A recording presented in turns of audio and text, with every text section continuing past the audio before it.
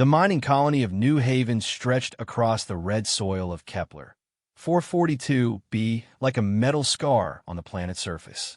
3,000 humans called this place home, though most would argue it was more survival than living. The air recyclers hummed constantly, fighting the thin atmosphere. The gravity felt wrong, lighter than Earth, but heavy enough to make every step feel like walking through thick syrup. Sarah Chun pressed her face against the observation deck's reinforced glass, watching the transport ships descend through the orange sky. At 19, she had spent half her life on this world, but she still remembered Earth's blue skies from her childhood. The ships coming down weren't the usual supply vessels. These were sleek, silver craft with designs she didn't recognize. "Mom, who are they?" Sarah asked, turning to Dr. Elena Chun, the colony's chief medical officer. Elena was studying the ships through her tablet's scanner, her dark eyes narrowed with concern. "I don't know, honey. They're not responding to our communication attempts." Elena's voice carried the weight of someone who had seen too much in her 45 years. "The design doesn't match any human ship in our databases." Below them in a mining facility, alarms began to sound. The harsh mechanical wailing echoed through the corridors, mixing with the confused shouts of colonists. Sarah felt her stomach drop. They had drilled for emergencies, but this felt different. Real. Captain Marcus Thompson's voice crackled over the colony's communication system. "All civilians report to designated safe zones immediately. This is not a drill.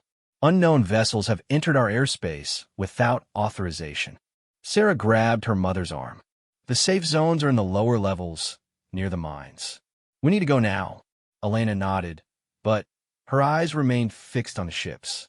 They were landing in the open area outside the main habitation domes, their landing thrusters sending clouds of red dust swirling into the air. As the dust settled, ramps began to lower from the ship's bellies. "Sarah, run to the safe zone. Find your father and brother. I need to stay here and monitor the situation." Elena's medical training kicked in, overriding her maternal instincts. "I'm not leaving you alone, Mom. That's an order from your mother and from the colony's chief medical officer. Go, now." Sarah hesitated, torn between obedience and fear.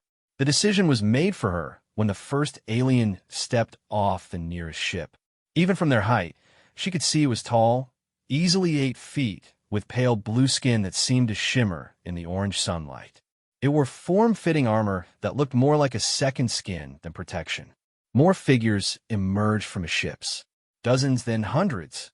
They moved with a fluid grace that made Sarah think of dancers or predators. Each carried a weapon that looked like a crystal rod, beautiful and deadly. Elena grabbed her daughter's shoulder. "Go, please." Sarah ran. The corridors of New Haven had never felt so long, her footsteps echoing off the metal walls. She passed other colonists heading in the same direction, families clutching children, elderly residents moving as fast as their legs could carry them. The fear was contagious, spreading through the crowd like a virus. She found her father, Dr. James Chun, and her younger brother Tommy in the designated safe zone deep underground.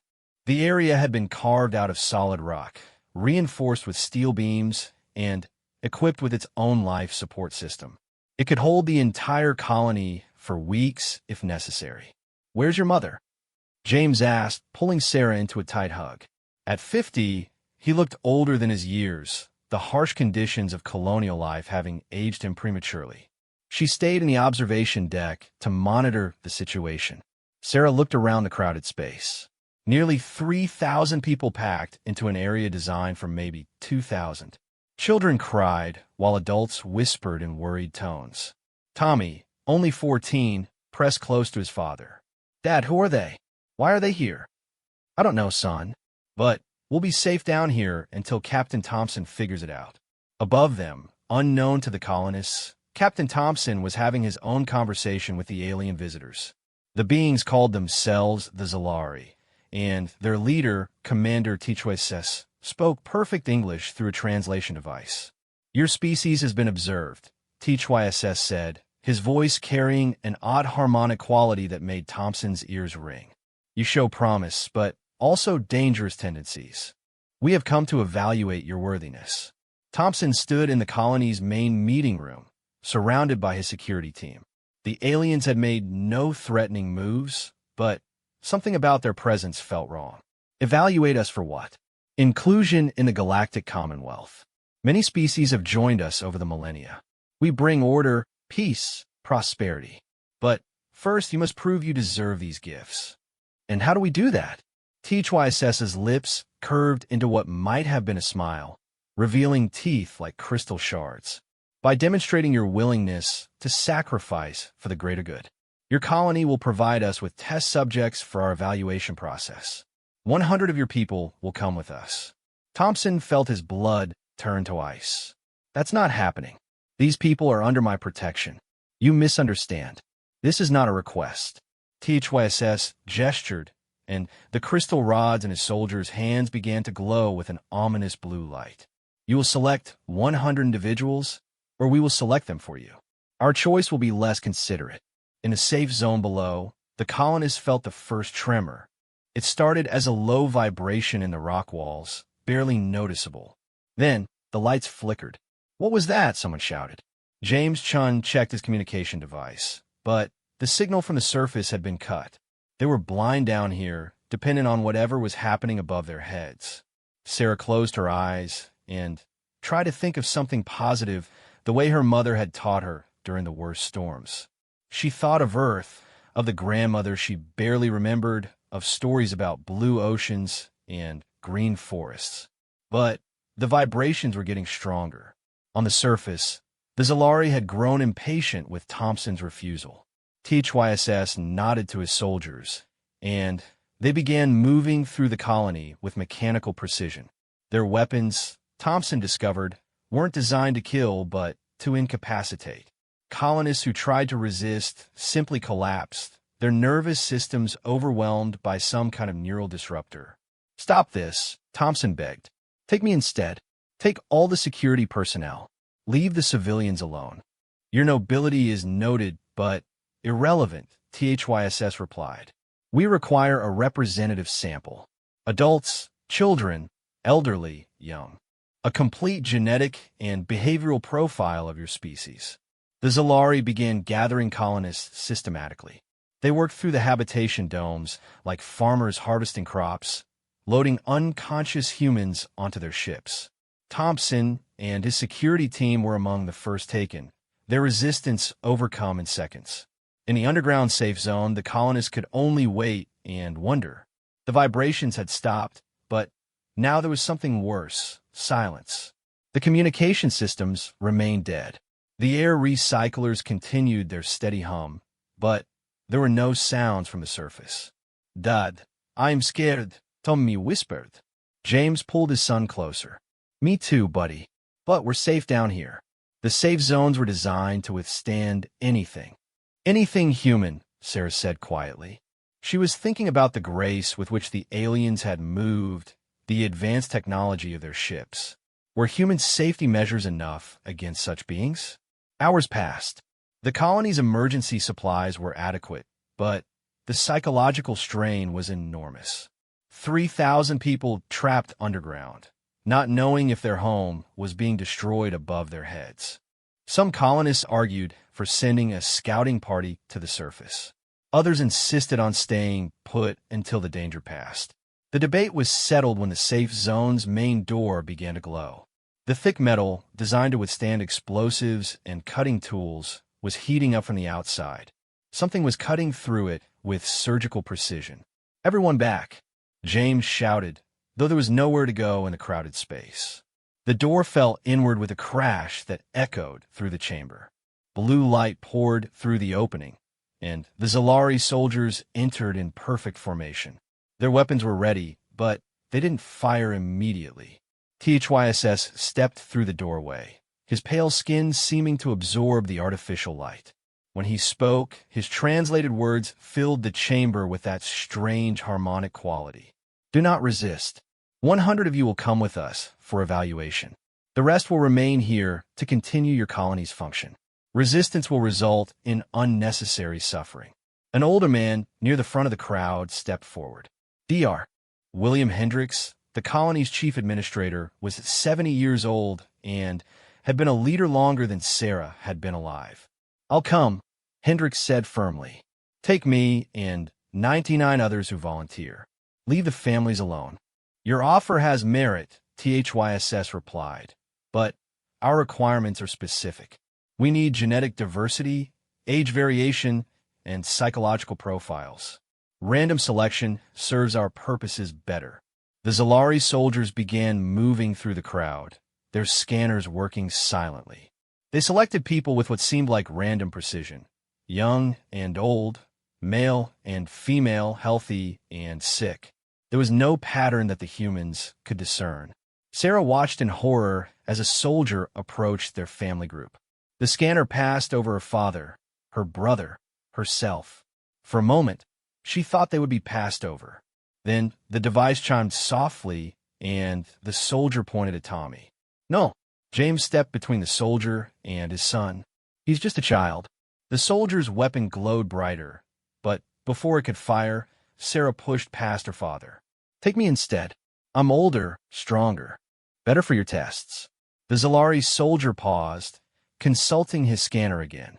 After a moment that felt like eternity, it chimed again and pointed at Sarah instead. "Sada, no." Elena's voice came from behind them.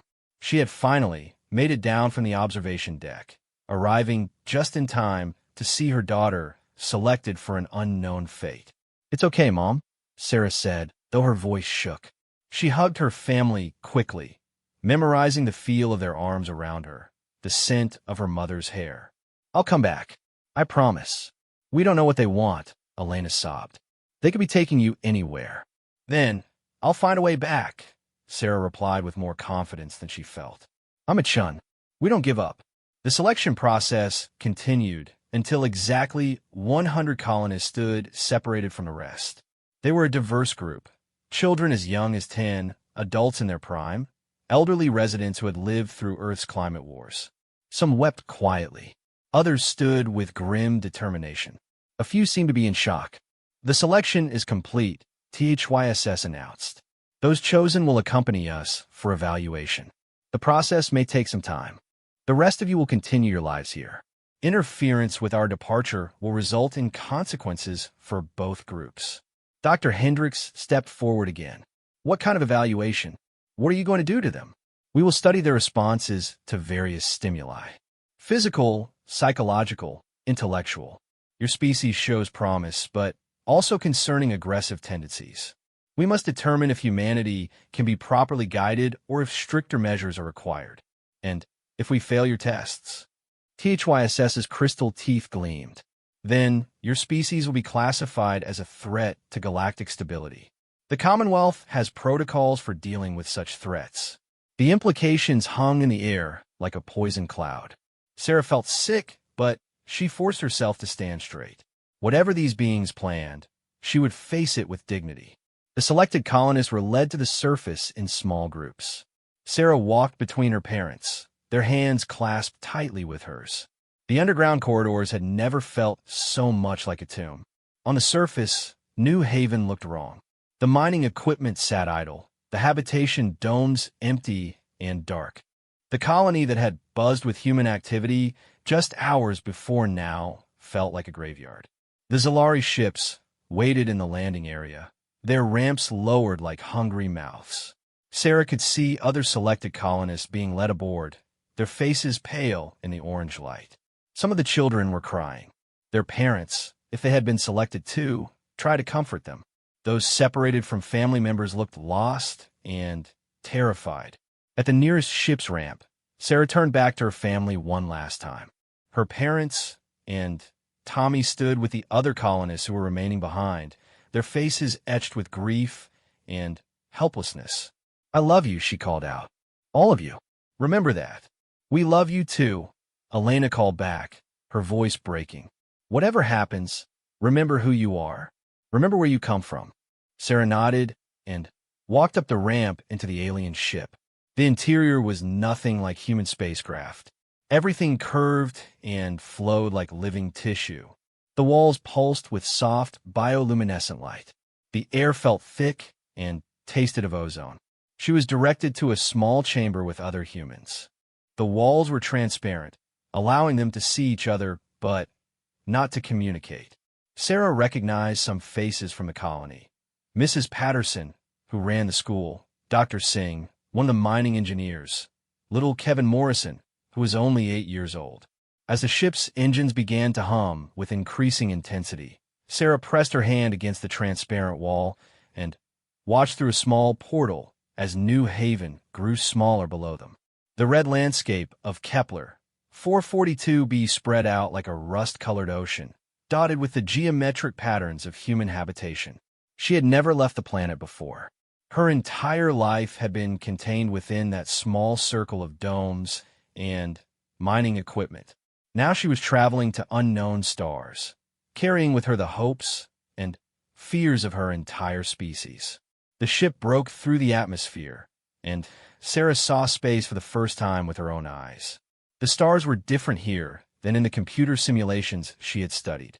Brighter, more numerous, stretching away in all directions like jewels scattered on black velvet. Other ships rose from the planet's surface, carrying their human cargo toward whatever fate the Zalari had planned. As Kepler 442b became just another point of light in the darkness, Sarah made herself a promise. Whatever these aliens wanted from humanity, she would find a way to turn it against them. She didn't know it yet, but her defiance would echo across the galaxy. The crime being committed against humanity today would plant the seeds of a conflict that would reshape the cosmic order. The Zalari thought they were collecting test subjects. In reality, they were creating something far more dangerous. They were making enemies of the most stubborn, resourceful, and vindictive species the galaxy had ever seen. The ships carrying the 100 humans from New Haven disappeared into the space between stars, beginning a journey that would end in ways no one could imagine. Behind them, the colonists left on Kepler 442b worked desperately to send warning signals to Earth and the other human colonies. But it was too late. The Zalari had already identified 17 other human settlements for evaluation.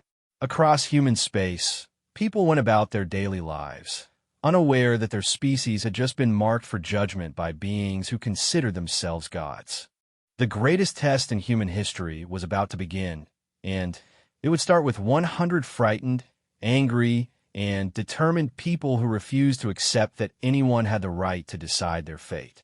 In her transparent cell aboard the Zalari ship, Sarah Chin stared out at the stars and began to plan. She had promised her family she would come back. She intended to keep that promise, no matter what it cost. The galaxy was about to learn why that was a very dangerous thing to stand in the way of the journey to the Zalari testing facility took 6 standard days, though Sarah had no way to measure time in the windowless chamber where she was held. The walls glowed with a steady bioluminescent pulse that seemed to match her heartbeat, creating an unsettling rhythm that made sleep difficult. She shared the space with 12 other humans, all from New Haven Colony. They had learned to communicate through gestures and mouthed words, since the transparent barriers between their individual cells prevented normal conversation. The Zalari apparently wanted to observe their behavior without the influence of group discussion. Dr. Margaret Singh, the mining engineer, had managed to figure out that their cells were equipped with some kind of mood monitoring system. The walls changed color slightly based on the occupant's emotional state. Blue for calm, red for anger, yellow for fear. Sarah had spent most of the trip keeping her walls as blue as possible, though inside she felt like a storm of red and yellow. On what she estimated was the 6th day, the ship began to decelerate. Through the small portal in her cell, Sarah could see their destination growing larger, a massive space station that looked like someone had grown it rather than built it. Organic curves and branching structures extended in all directions, giving it the appearance of a vast coral reef floating in the void. The Zalari called it the Evaluation Center, though the translation device made the name sound more ominous than clinical. As their ship docked with one of the station's many arms, Sarah felt the subtle change in gravity that indicated they had arrived. Zalari guards came to collect them in the same efficient manner they had used on New Haven. Sarah and the others were led through corridors that pulsed with living light, past chambers filled with beings she didn't recognize. Through transparent walls, she caught glimpses of creatures that defied description. Towering insectoids with crystalline exoskeletons, floating jellyfish-like beings that communicated through color changes, reptilian humanoids covered in scales that shifted like liquid mercury. "My God," whispered Dr. Singh, her voice barely audible through her cell's barrier. "How many species are they testing?" The question was answered when they reached their destination, a vast holding area divided into hundreds of transparent enclosures.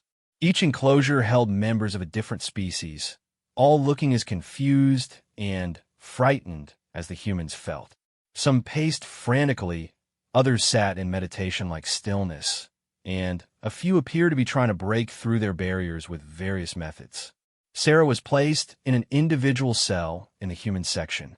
Through the transparent walls, she could see the other 99 colonists from New Haven being distributed throughout nearby cells. The arrangement seemed random at first, but as she studied the pattern, she began to notice a logic to it. Families were separated. People with similar skills were placed apart. It was designed to prevent any kind of organized resistance.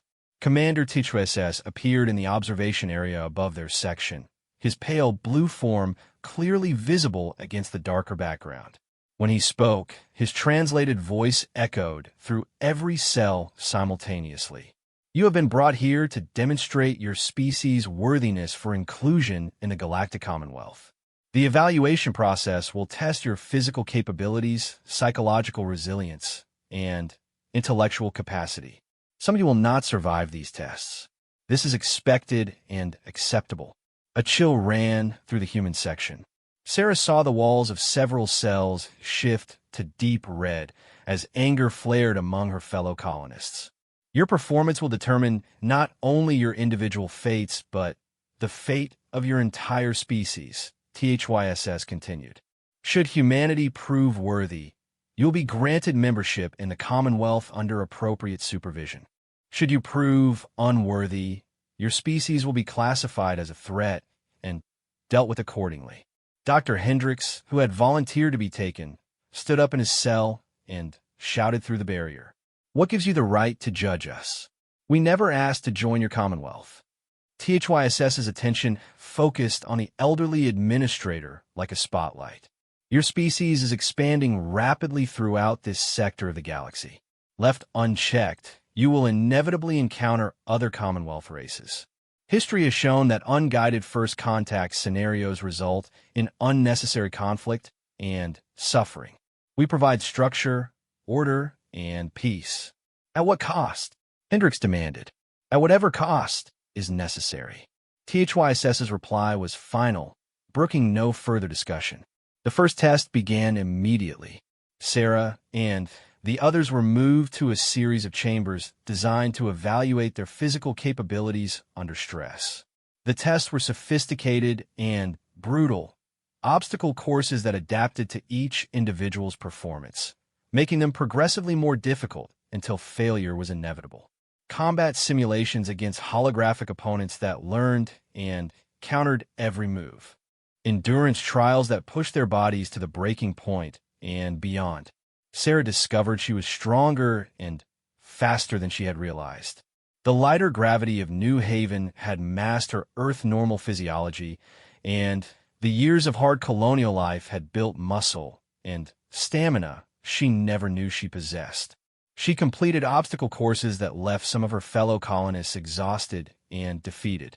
But the Zalari weren't just testing individual performance. They were watching how the humans reacted to each other's struggles. When Mrs. Patterson, the elderly school administrator, collapsed during an endurance trial, several humans began shouting encouragement through their barriers. When young Kevin Morrison broke down, crying during a combat simulation, Dr. Singh began teaching him breathing techniques despite being in a separate chamber. The Zalari observers took notes on everything. After 3 days of physical testing, the psychological evaluations began. These were worse than the physical challenges because they were designed to break the spirit rather than just the body. Sarah found herself in scenarios that forced her to make impossible choices. Save one person or save many. Preserve her own life or sacrifice it for others. Maintain her principles or compromise them to achieve a greater good. The simulations were incredibly realistic, using holographic technology that engaged all the senses. In one test, Sarah was placed in a recreation of New Haven during an emergency. She had to choose between saving a group of children or retrieving crucial medical supplies. The children looked real, sounded real, even smelled real. Their terrified faces haunted her even after the simulation ended. "It's not real," she told herself repeatedly. "It's just a test." But the emotional impact was genuine, and she could see the toll it was taking on the other humans.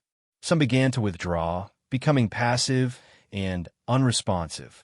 Others became increasingly agitated and aggressive. The intellectual tests came next, and these revealed something the Zalari hadn't expected. Human intelligence wasn't just about processing information or solving problems. It was about creativity, adaptability, and the ability to make connections between seemingly unrelated concepts. Sarah found herself in scenarios where the obvious solution was always wrong. The tests seemed designed for species with more rigid thinking patterns. But humans, she realized, were chaos creatures. They thrived on uncertainty and found solutions through intuition and lateral thinking. When presented with a mathematical puzzle that had stumped other species for hours, a 12-year-old girl from New Haven solved it in minutes by approaching it as a game rather than a serious problem. When faced with a leadership scenario designed to test command authority, Dr. Singh ignored the hierarchical options and instead organized a collaborative solution that achieved better results than any individual effort. The Zalari observers began to look concerned. It was during the fourth day of intellectual testing that Sarah made her discovery. While being moved between testing chambers, she noticed something the Zalari probably thought she wouldn't understand. The lighting patterns in the corridors were actually a form of communication. Different pulse rates and color combinations conveyed information between the guards and the testing staff. She began to study the patterns systematically, using the mathematical skills her father had taught her and the pattern recognition abilities that colonial life had honed. Gradually, she began to understand fragments of the Zalari communication system. What she learned made her blood run cold. The humans weren't the first species to undergo this evaluation. The Zalari had tested dozens of races over the centuries, and very few had been deemed worthy of Commonwealth membership. Those that failed the tests weren't just rejected, they were eliminated completely. Their home worlds were sterilized, their populations erased, their very existence scrubbed from galactic history. The Commonwealth that THYSS spoke of so proudly wasn't a federation of equals. It was a carefully curated collection of species that had proven themselves useful to Zalari interests. The member races served specific functions. Some provided labor, others supplied resources, still others acted as soldiers or administrators. But they were all subordinate to Zalari authority. Sarah realized with growing horror that humanity was being evaluated not for membership as equals, but as potential slaves. And if they failed to prove their usefulness, they would share the fate of the dozens of extinct species whose home worlds now served as Zalari resource extraction sites. She had to warn the others, but the surveillance in their cells made direct communication impossible. Instead, she began to use the same principle she had discovered in the Zalari lighting patterns. During the brief periods when they were moved between tests, she began to tap out patterns on the walls of her transportation chamber. Simple mathematical sequences at first, then increasingly complex codes. Dr. Singh noticed first her engineering background allowing her to recognize the deliberate nature of the patterns. She began to respond with her own tapping, and gradually, a communication network developed among the human prisoners. It was slow and limited, but it was enough to begin sharing information. The revelation about the Commonwealth's true nature spread through the group like wildfire. Some humans despaired, but others became angry. And anger, Sarah was beginning to understand, was humanity's greatest strength. The Zalari had evolved as a peaceful species. They had achieved galactic dominance through superior technology and careful planning, not through conflict. They understood fear, submission, and obedience. But they fundamentally misunderstood the way anger could fuel human determination and creativity. The tests continued, but now the humans were watching their captors as much as being watched. They noted guard rotations, studied the station's layout, analyzed the technology they were exposed to. Each test became an opportunity to gather intelligence rather than just an ordeal to endure. Young Kevin Morrison proved to have an unexpected talent for memorizing conversations in the Zalari language. His young brain absorbed the alien words and phrases with startling speed, giving the humans their first direct understanding of their captors' communications. Through Kevin's translations, they learned that the evaluation was nearing its end. The Zalari had collected enough data to make their determination about humanity's fate. The final results would be presented to the Commonwealth Council in just 2 standard days. "We need to act now," Sarah tapped out during a rest period between tests. "If we wait for the results, it will be too late." But what could 100 humans do against an advanced alien civilization? They were trapped in a space station in unknown space, surrounded by guards with weapons they didn't understand, monitored by technology beyond their comprehension. The answer came from an unexpected source. During one of the psychological tests, Dr. Hendricks had been placed in a scenario where he had to negotiate with hostile aliens. The test was designed to evaluate human diplomatic capabilities, but Hendricks had used it to study Zalari psychology instead. "They think we're predictable," he tapped out during the next communication window. "They base everything on patterns and probabilities, but they've never encountered a species that thrives on chaos." Sarah understood immediately. The Zalari expected logical, measured responses to their tests. They anticipated fear, desperation, and ultimately submission or aggression. But they weren't prepared for something uniquely human, organized unpredictability. The plan they developed over the next day was insane by any rational measure. It relied on the humans' ability to coordinate actions that would appear random to outside observers while actually serving a specific purpose. It required precise timing, perfect trust, and a willingness to sacrifice everything for a chance at freedom. Most importantly, it required every human in the facility to participate simultaneously, even though many of them would never know they were part of a larger plan. Sarah looked around at her fellow prisoners. Elderly Dr. Hendricks with his weathered face and indomitable spirit. Young Kevin Morrison, who had learned to speak alien words that no human had ever heard before. Dr. Singh with her engineer's understanding of systems and structures. Mrs. Patterson, who had spent her life teaching children to believe in themselves.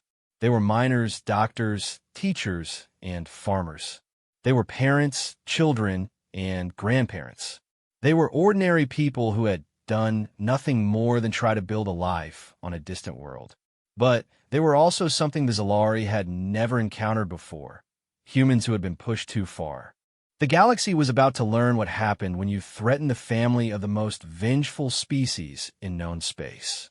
As the final day of testing dawned, Sarah felt a grim satisfaction settling over her. The Zalari thought they were judging humanity. In reality, they had just declared war on the most dangerous enemy they could possibly imagine, a species with nothing left to lose and every reason to fight. The evaluation was almost over. But the real test was just beginning. His escape began at exactly 0347 station time, during the shift change when the fewest guards were on duty. Sarah had memorized the timing patterns over the past week, noting that the Zalari operated on predictable schedules that prioritized efficiency over security. It was their first mistake. The signal was simple. Dr. Hendricks would begin coughing in a specific rhythm during his sleep cycle. The sound would carry through the ventilation system to other cells, and the pattern would be repeated until every human prisoner knew it was time to begin. Sarah heard the first cough, and felt her heart rate spike. There was no going back now. She moved to the wall of her cell and began the sequence they had planned, a combination of pressure points and resonance frequencies that Dr. Singh had identified in the chamber's construction.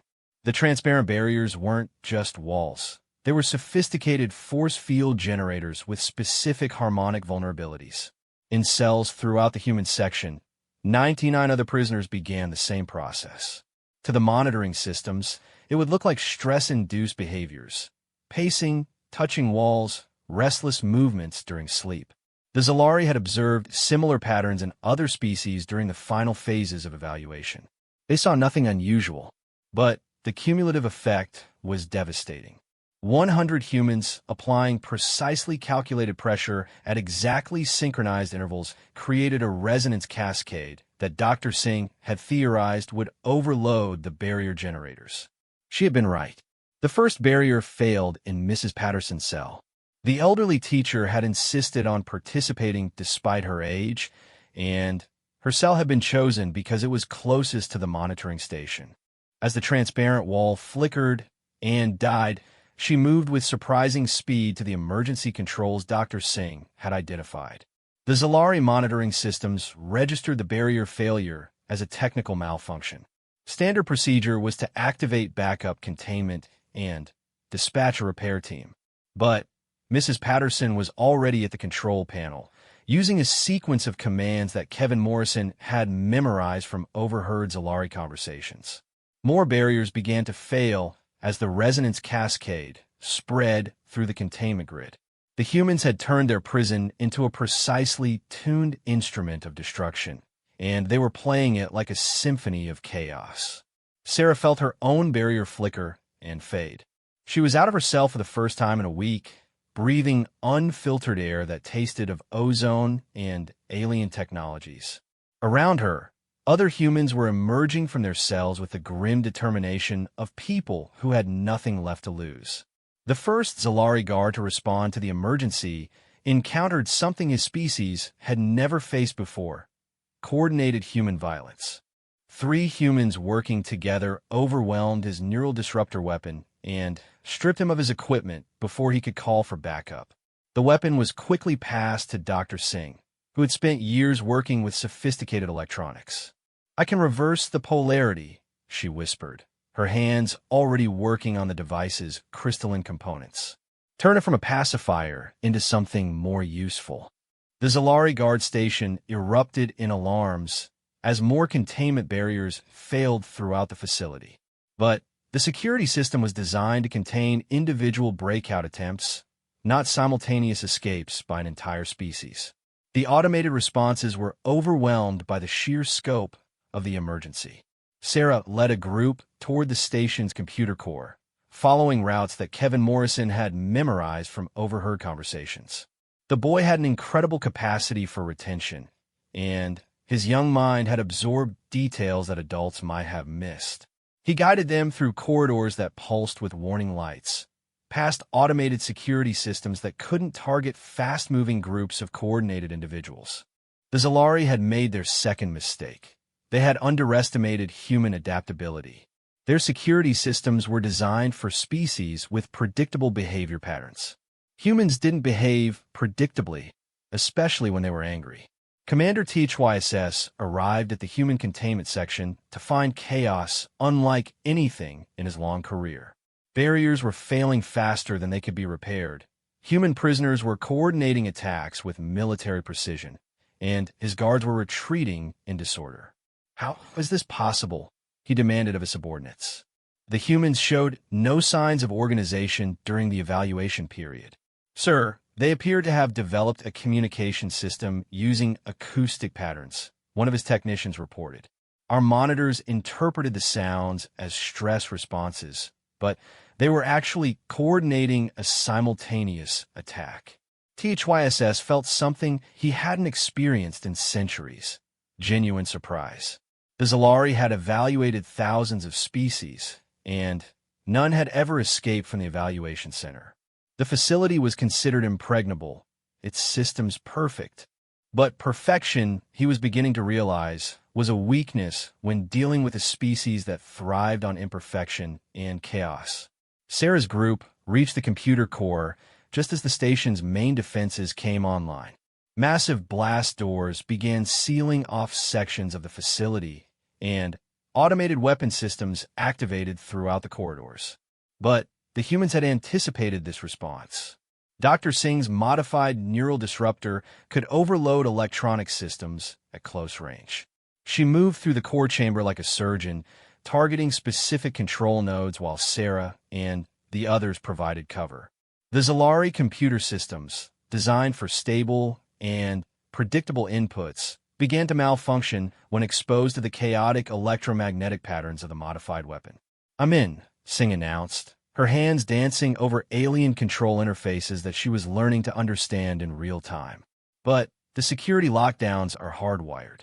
I can't stop them from here." "Then we go to the source," Sarah replied. She had been studying the station's layout, and she knew where they needed to go. "The main control center is 12 levels up. If we can reach it, we can shut down everything."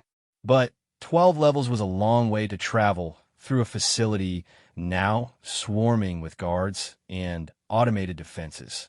The other escape groups were being systematically cornered and recaptured, their brave resistance overcome by superior numbers and technology.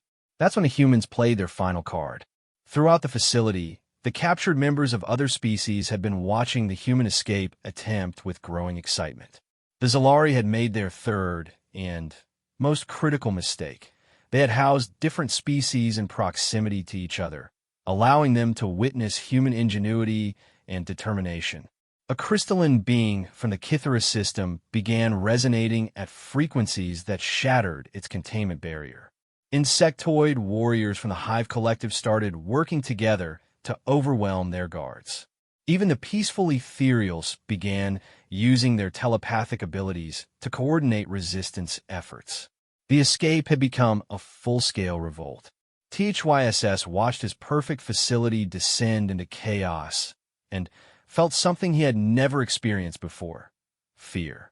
Not fear for his own safety, but fear for the cosmic order that the Zalari had spent millennia creating. The humans hadn't just escaped. They had inspired every other species in the facility to fight for their freedom. "Sir, we have multiple containment failures throughout all sections," his chief of security reported. "The automated systems are overwhelmed. We need to evacuate the facility and activate the self-destruct sequence." "Negative," THYSS replied firmly. "The human specimens are too valuable to lose. Their behavior patterns need to be studied and understood. Activate the combat protocols and retake the facility by force." But the combat protocols had been designed for individual threats, not coordinated uprising by multiple species. The Zalari guards found themselves facing enemies who fought with desperate creativity, using improvised weapons and tactics that defied prediction. Sarah's group had been joined by escapees from other species as they fought their way toward the main control center. The Kithara crystalline being could generate focused sound bursts that disabled electronic systems. The Hive Collective insectoids had natural armor and coordinated pack hunting instincts. The ethereals provided telepathic communication that allowed perfect coordination between allies. But it was the humans who provided the leadership and strategic thinking that turned a desperate escape into a military campaign. "We need to split up," Sarah decided as they reached a major intersection. Small groups can move faster and present multiple targets. Everyone knows the objective: reach the control center and shut down the facility's defenses. Dr. Hendricks, despite his age, had proven to be a natural tactician. Sarah's right. But we also need to consider what comes after. Even if we take the station, we're still surrounded by Zalari space. We need an exit strategy. "The docking bays," Dr. Singh suggested. "If we can reach the ships that brought us here, we might be able to get away." "Might isn't good enough," Sarah replied. "We need certainty, and we need to make sure this never happens to anyone else." She had been thinking beyond just escape. The Zalari had files on dozens of extinct species, evidence of genocide on a galactic scale. That information needed to reach the surviving races of the galaxy. The Commonwealth's crimes needed to be exposed. The group split into 3 teams. Dr. Singh led a technical team toward the computer core to extract data files. Dr. Hendricks took a combat team toward the docking bays to secure ships for escape. Sarah led a mixed group of humans and aliens toward the main control center to shut down the station's defenses. The fighting had become increasingly intense as more Zalari guards arrived to reinforce the facility. But the defenders were learning something that would send shockwaves throughout the Commonwealth. Humans didn't just fight to win, they fought to send a message. Every guard who fell became a weapon for the rebels. Every security system that was overloaded provided intelligence about Zalari technology. Every barrier that was breached opened new routes for other escapees. The humans turned everything they encountered into a tool for their cause. Sarah's team reached the main control center to find it heavily defended. 24 Zalari guards had fortified the chamber, their neural disruptors creating overlapping fields of fire that should have been impenetrable. But Sarah had learned something about Zalari psychology during her captivity.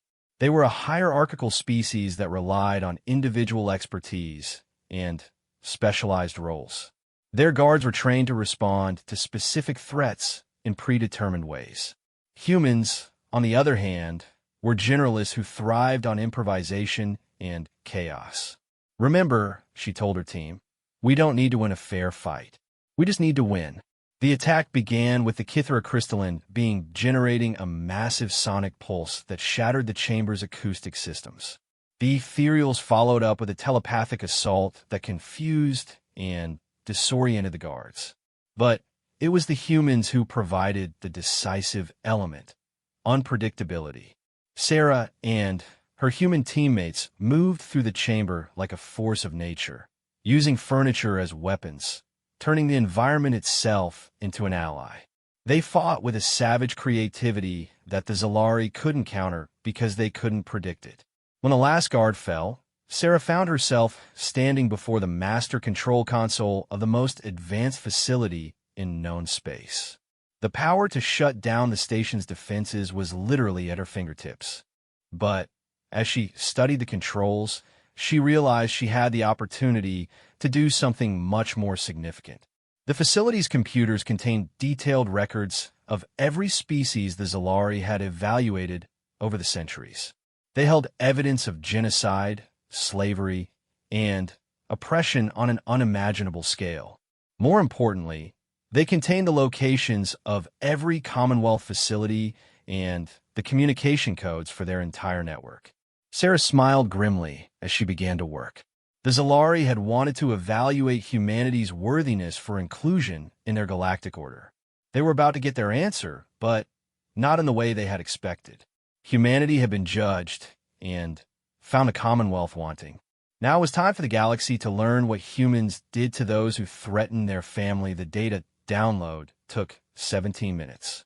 17 minutes during which Sarah stood at the master control console, watching terabytes of information flow into portable storage devices that Dr. Singh had improvised from salvaged components. 17 minutes that would change the course of galactic history. The files revealed the true scope of the Commonwealth's crimes. Over the past 3,000 years, they had evaluated over 200 species. Only 37 had been deemed worthy of membership, and even those lived as carefully managed servants of Zalari interests. The rest had been systematically exterminated, their home worlds converted to resource extraction sites or military bases. But the files contained something even more valuable than evidence. They contained the Commonwealth's complete strategic database. Fleet positions, communication codes, technological specifications, resource distribution networks, and, most importantly, the locations of every enslaved population in Zalari space. "Sarah, we need to move." Dr. Hendricks's voice crackled through the communication system. His team had reached the docking bay and secured 3 Zalari ships, but Commonwealth reinforcements were already responding to the facility's distress signals. Massive fleet incoming. We have maybe 20 minutes before they arrive. Sarah looked at the download progress. 60% complete. She needed more time, but time was the one resource they didn't have. Dr. Singh, how long do you need to finish the download? 10 more minutes for the essential files. 30 if we want everything. Through the control center's observation windows, Sarah could see the stars beginning to shift as multiple ships dropped out of hyperspace. The Commonwealth response fleet was massive, dozens of ships ranging from patrol vessels to massive dreadnoughts. They weren't taking any chances with whatever had happened to their evaluation facility. We take what we can get, Sarah decided. Prioritize the fleet positions and slave colony locations. If we're going to die today, we'll make sure it means something. But even as she spoke, Sarah was studying the station's systems with growing understanding. The evaluation center wasn't just a testing facility. It was a communications hub for the entire Commonwealth network. Every military order, every administrative directive, every piece of intelligence flowed through this station's computers. Change of plan, she announced, her fingers flying over the alien controls. We're not running. Sarah, there's a fleet of warships out there, Dr. Hendricks protested. Whatever you're thinking, it's suicide. Maybe. But they're not expecting us to fight back. And this station has something they need, the command and control systems for their entire military network. Sarah pulled up tactical displays showing Commonwealth fleet positions throughout known space. Dr. Singh, can you help me understand these weapon systems? Singh appeared at her shoulder, studying the displays with an engineer's eye. These aren't defensive systems.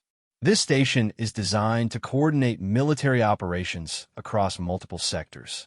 It's essentially the brain of their entire fleet. Then, let's give it a lobotomy. The plan that formed in Sarah's mind was audacious beyond reason.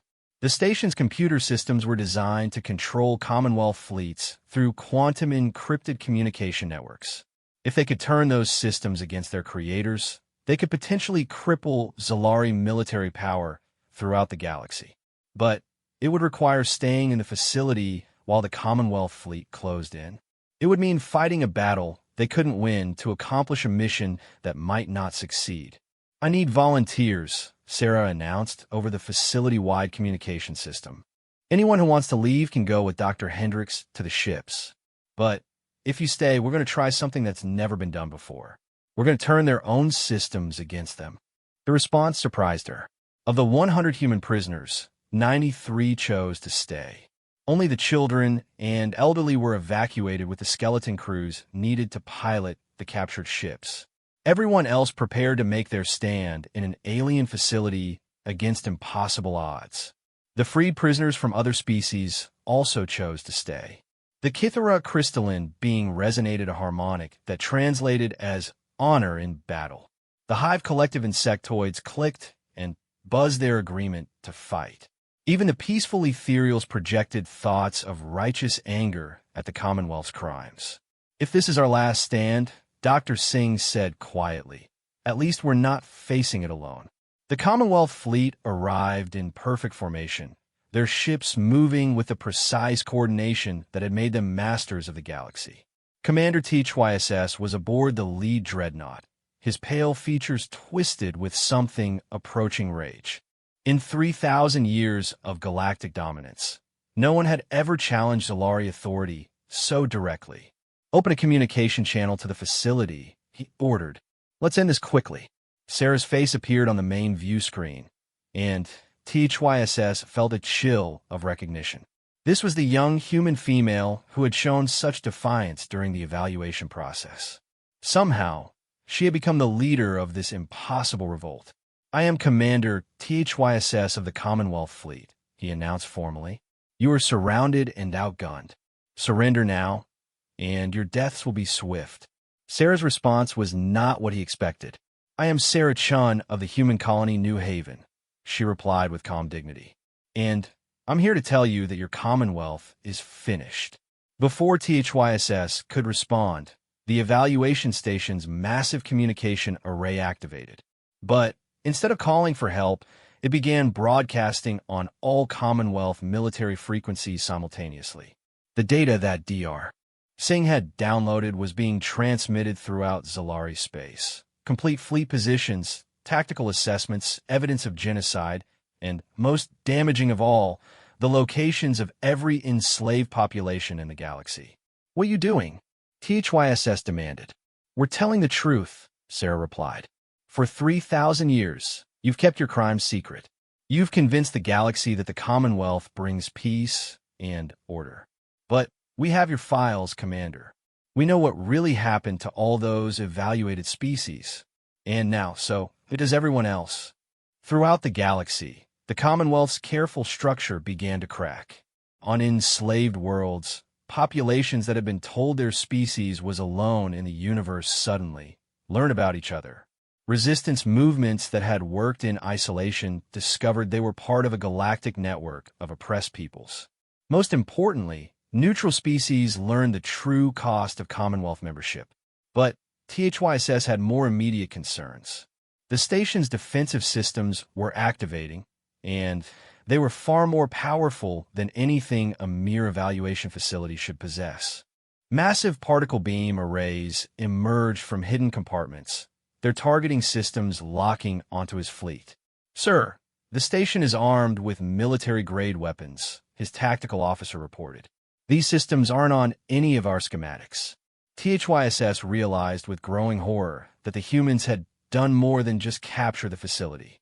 They had learned to use its hidden functions, systems that were supposed to remain secret even from Commonwealth military commanders. The evaluation station was more than a testing center.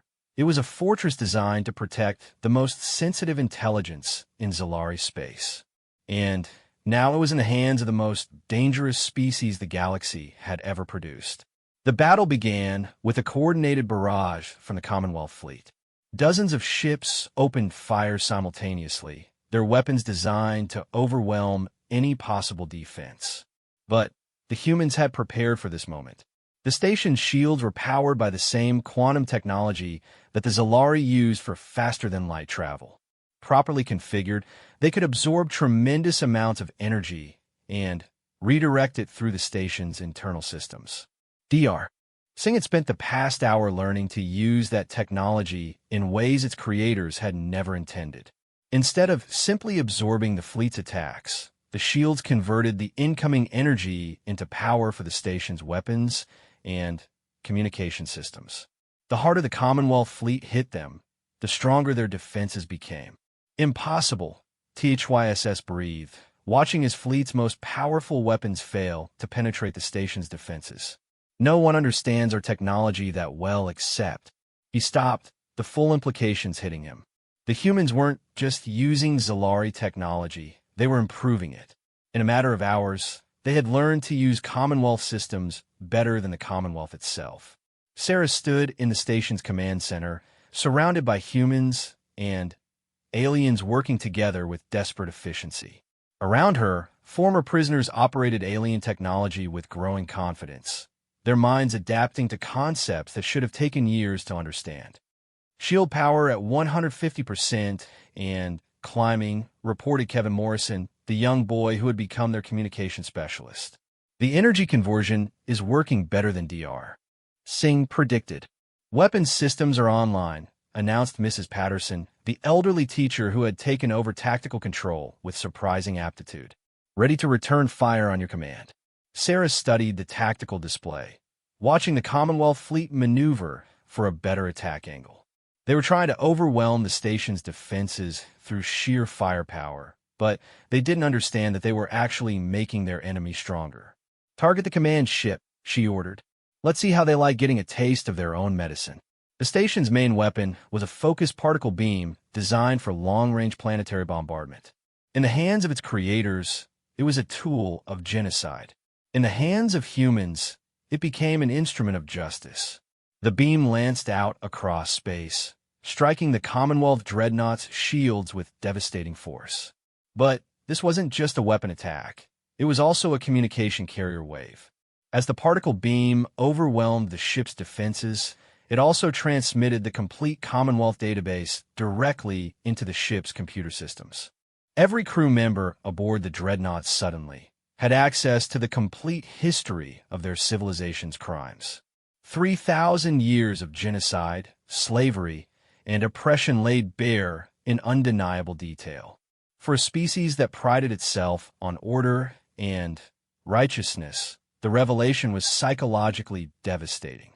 "Sir, we're receiving data transmissions from the station," the Dreadnought's communication officer reported. "It appears to be classified Commonwealth files." THYSS looked at the data scrolling across his screens and felt his worldview crumble. He had spent his life serving what he believed was a force for galactic peace and stability. The evidence now before him showed that the Commonwealth was built on a foundation of systematic murder. "This is propaganda," he said weakly. "Human deception designed to confuse us." But the files were authenticated with Zalari quantum encryption that couldn't be forged. The evidence was undeniable, and THYSS wasn't the only one seeing it. The same data was being broadcast to every ship in his fleet, spreading doubt and horror through the Commonwealth's most loyal servants. On the evaluation station, Sarah watched the enemy fleet's formation begin to waver. Some ships were pulling back, their crews unwilling to continue the attack. Others were moving forward with increased aggression, their commanders determined to silence the truth before it spread further. "The fleet is splitting up," Dr. Singh observed. "Some of them are having second thoughts about this attack." "Good," Sarah replied.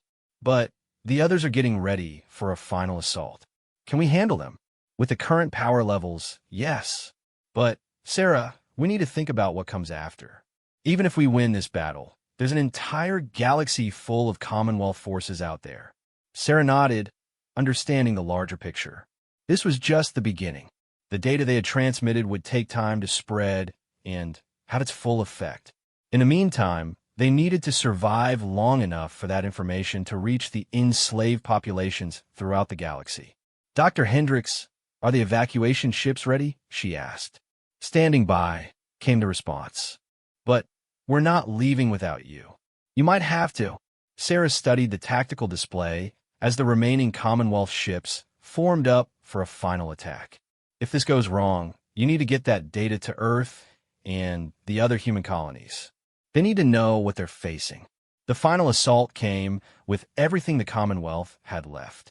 The ships that remained loyal to THYSS concentrated their fire on the station's power generation systems, trying to cut off the energy flow that made the shield so effective. But they had forgotten about the other species fighting alongside the humans.